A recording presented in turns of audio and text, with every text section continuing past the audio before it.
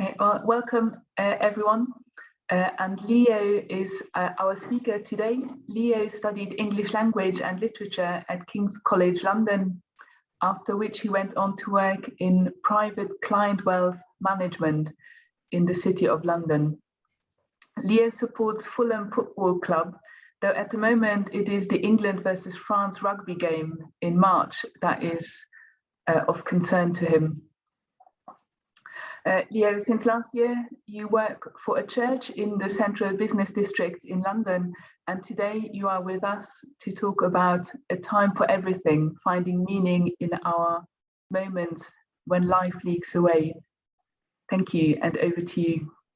Well, thank you so much, Odile, and it really is a great pleasure to be here with you. I suppose it's one of the a few great things that have come out over the past few years, that actually we now have a really great opportunity to connect with people all over the world and churches and Christian groups, which is just brilliant.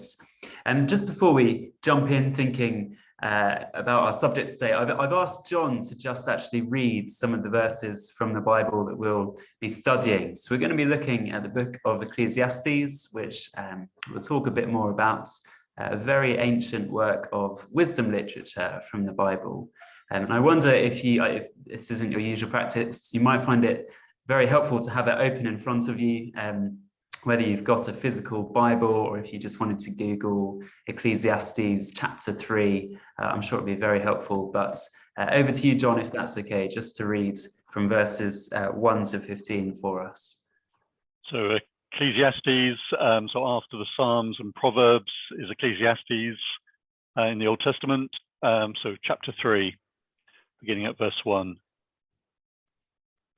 For everything there is a season and a time for every matter under heaven, a time to be born and a time to die, a time to plant and a time to pluck up what is planted, a time to kill and a time to heal, a time to break down and a time to build up, a time to weep and a time to laugh, a time to mourn and a time to dance, a time to cast away stones and a time to gather stones together, a time to embrace and a time to refrain from embracing, a time to seek and a time to lose, a time to keep and a time to cast away, a time to tear and a time to sow, a time to keep silence and a time to speak, a time to love and a time to hate,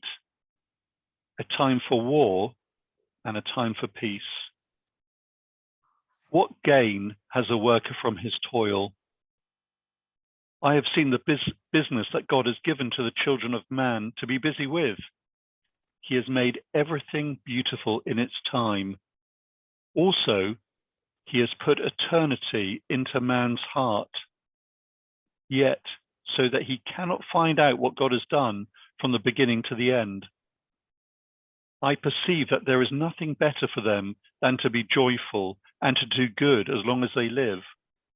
Also, that everyone should eat and drink and take pleasure in all his toil. This is God's gift to man. I perceive that whatever God does endures forever. Nothing can be added to it, nor anything taken from it. God has done it so that people fear before him. That which is already has been. That which is to be already has been. And God seeks what has been driven away. Brilliant. Well, thank you so much, John. And like I said, it might be really helpful to keep that passage open as we reflect on it today. Now, here in the City of London, every now and then, every few years, there is something called the Art in the City project. So in the square mile, basically around where I am now in St Helens, with all the financial businesses, lots of big law firms, every now and then pieces of art get put up. And in fact, I've strategically placed myself so you can just about see one over my shoulder outside the church. I'm not quite sure what it is, but it looks great. So that's fantastic. Now, if you were to walk out of the church and go onto the roads just north of us, and crane your head up to one of the big skyscrapers. At the very top, one of the artists has put two big banners that say this: "Days and nights crash over me like waves." It's a piece of art called "Keeping Time" by artist Isabella Martin. And I wonder if you ever get that sense as well. Days and nights crash over me like waves. I wonder if you've ever been out in the ocean or on the sea and out of your depth and left at the mercy of the waves and the currents being tossed to and fro. And I wonder if you ever get that sense when it comes to time. Because time just happens, doesn't it? You blink and you miss it. Over the past few months here in London, I've been seeing people that I haven't seen in some cases for years. And goodness me, they look older. And I'm sure they would say the same about me as well. The great English poet W.H. Auden phrased it very well. "In headaches and in worry, vaguely life leaks away, and time will have his fancy tomorrow or today." And I'm very sorry for such a miserable start to this talk this afternoon. We came here for a reflection on the Bible, didn't we? Surely the Bible has something more cheerful to say. Well, the reality is that I'm afraid the Bible is far more honest and blunt about the world than I am.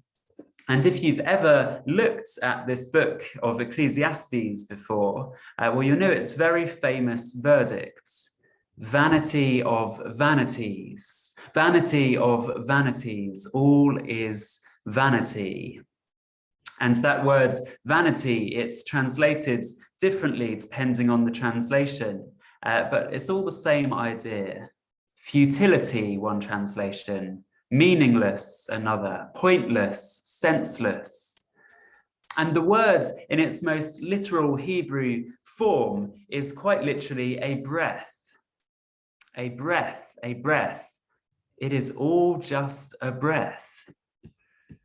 I don't know if the weather is faring a bit better wherever you are, but at the moment you walk out of your house in the morning and the cold hits you and you breathe out and there is your breath in front of you.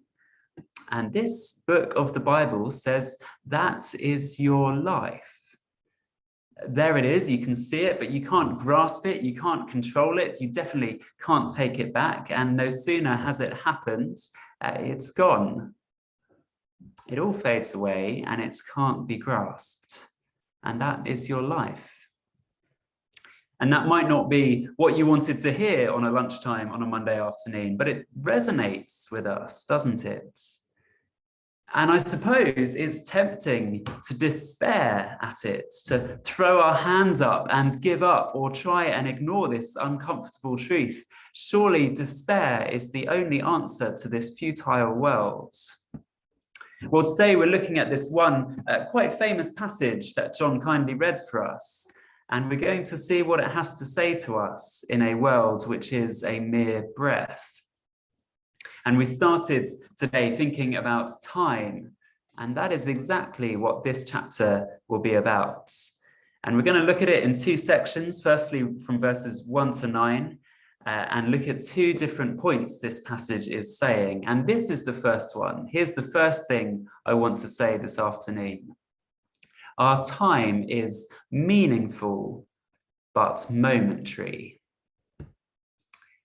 Now, this poem in verse 1 to 9, if you have it in front of you, is very famous, actually. It was the only bit of scripture my parents had up in our house when we were growing up. And I've been told that there is a very famous song from the 1960s by a band called The Byrds, which was set to these words. But sadly, I'm not an expert in ancient history, so I don't know much about that. But it's most famously, I think, known for its use at funerals. It is a very common funeral passage. And I wonder if that is because this passage has a very nice sense to it, doesn't it? There is something nice about this poem, and I think that is right to an extent. Yes, there are time for things, and we all know that. There are appropriate times for working and resting, for building up and rebuking, having fun and going through difficult times. And they are all meaningful times, says this interpretation. We should not resent them or long for others that haven't been granted to us. That is how the poem is traditionally interpreted. And I think that is right to an extent, but I think there is another way in which this poem works as well. If you look with me at verse 9, well, that question in verse 9 hangs over this whole chapter. What gain has the worker from his toil? Now, that idea of gain in Ecclesiastes is a very important one. It's not just financial or material gain, but it is gain in a sense of overcoming this broken world. It is gain over the brokenness of life, the seemingly cruel randomness of it all, even gain over death itself. And so that is the question that hangs over this poem. Is there any gain? And this poem, well, I'm sure you noticed that it is a list of times. You may have noticed that all of these times are arranged as couplets. I wonder if you noticed that all of these couplets cancel each other out. Verse 2, as an example, a time to be born and a time to die. A time to plant and a time to pluck up what is planted. And so on and so forth until you get to the end. And what have you gained at the end of the poem? Well, nothing. There's been no gain. It's a clever poem, really, a kind of double-edged sword. Yes, there is a time for everything, but understands that these times will pass away and there will be no gain at the end. And don't we see that so much in life? This building just behind me, the Aviva Tower, it was finished in around 2016, I think, and no sooner had it been finished and opened that planning permission was passed to knock it down and build a bigger one. It's interesting, the last time I was speaking on this passage was 2017, and President Donald Trump had just been inaugurated, and I commented that so much of his work in those early months as a president was to simply undo and unwind much of what President Obama had done before him. It's very interesting studying and speaking on this passage 5 years later, when so much of President Biden's work has simply been to undo and unwind what President Trump has done before him. And he won't be the last. Someone else will come along and they'll do the exact same thing. There is no gain. And well, it's a very humble reminder for us as well, isn't it? I wonder what you're hoping for this year. Perhaps to work hard, get a good bonus. That's great. There is a time for that. But the tax man will have his cuts, and the kids will need some of it too, and the rest of it will fade away. Maybe build a house, a new property, somewhere beautiful and comfortable, and that's great. There is a time for that. But wear and tear will creep in, and one day it will crumble. Or perhaps you want to make some nice art or beautiful music, and that's great. There is a time for that. But no matter how much you like it, the next generation will come and they will hate it. Our moments are meaningful. Enjoy them, appreciate them. It is okay to see them as precious, but remember that they won't last. Well, the cynic will say, Leo, that is all just wishful thinking. That's just optimism. How can our time be meaningful when it's only momentary? How can it be meaningful when there is no gain? Well, I think to find the answer, we need to look at the remaining verses 10 to 15. And this will be the second point for today, the second thing I want to say. Our time is ordained by the eternal God. Our time is ordained by the eternal gods. Verses 10 to 15, I think they act as a kind of commentary on the poem that has come before. And when you look at them, I think it is quite clear that God is the agent doing everything. All of those times, well, it is not as if we are the ones who determine them, but in fact, it is God's.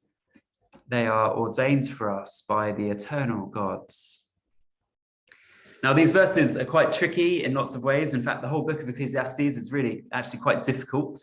But I think there is a very clear picture that emerges from these verses. And it is understanding that picture that gives clarity to what the author is trying to say here.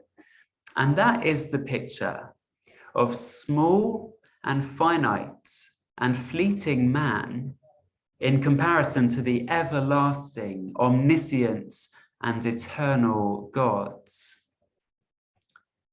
I wonder if you've ever had that feeling of being very small, perhaps up a mountain or in a desert, perhaps just going to the city and being amongst hundreds of thousands of others on their commutes to work.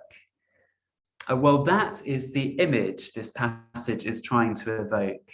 We are mere breaths in a world ordained by the omniscient gods. And perhaps that is a very difficult idea for you. It's a difficult idea for me in lots of ways, because we like to think of God as small and us as big. We like to think of God as an optional extra in our lives. God is just who we interpret him to be. And yet this view, well, it shatters that illusion and it shows us the reality, doesn't it? We are tiny and God is eternal. And yet there is a very significant point of crossover between us and God. Have a look at with me, if you will, at verse 11. He has made everything beautiful in its time. Also, he has put eternity into man's heart. Eternity has been put into our hearts. And we've seen that nothing lasts, haven't we? And yet in our gut, we're never quite okay with it. Why do we get that sense? Why is it that when holidays end and our possessions break, we feel so annoyed, so cheated? Why is it that when people die, we say, too young? Well, too young according to who? When we see a war breaking out on our very own continent and the suffering that it brings, even now as we speak, well, why is it that in the depths of our stomachs, it feels so unfair? Why do we get that feeling? Well, here's the reason, says the book of Ecclesiastes. The reason is that humans are specks with a sense of eternity. We are small, but we know there is something more. And we know that this fleeting experience of the world that we live in, it's not quite right. It just doesn't match up to that eternal sense that is written on our hearts. And why has God done it? Why do we have this longing for more at all? This sense of God's everlasting eternity compared to our own frail bodies? Well, we don't have to speculate. It's written right there in verse 14, the second half. God has done it so that people fear before him. God has done it so that we have a right understanding of who we are and who he is. Why is it that we feel so shortchanged by the futility of the world? When that sense of eternity, it stings us in our nostalgia for what once was. And we get so frustrated at God. Why have you cheated me, God? Why have you taken what I deserve? well, it is not a careless mistake on God's behalf. It is so that you have a right view of yourself and a right view of him. You see, it's so easy to be deluded into thinking that we are in control when everything's going right. I am the master of my own fate, we say as we nail the business deal and bring in the billion-dollar clients. I am the captain of my own soul, we proclaim as we buy the dream car, the dream house, the dream holiday. But it is in those moments that we see our frailty, the unfortunate accidents, the financial hardships, the hospital beds. Well, isn't it in those moments that we have the clearest view of ourselves and the view of who God is? We are specks with a sense of eternity, so that we will understand who we are and understand who God is and respond to him rightly as a result. And as we begin to draw to a close, well, I said at the start, this passage is not a miserable passage. And perhaps you noticed the verses that I've jumped over so far, verses 12 to 13, which say this: be joyful.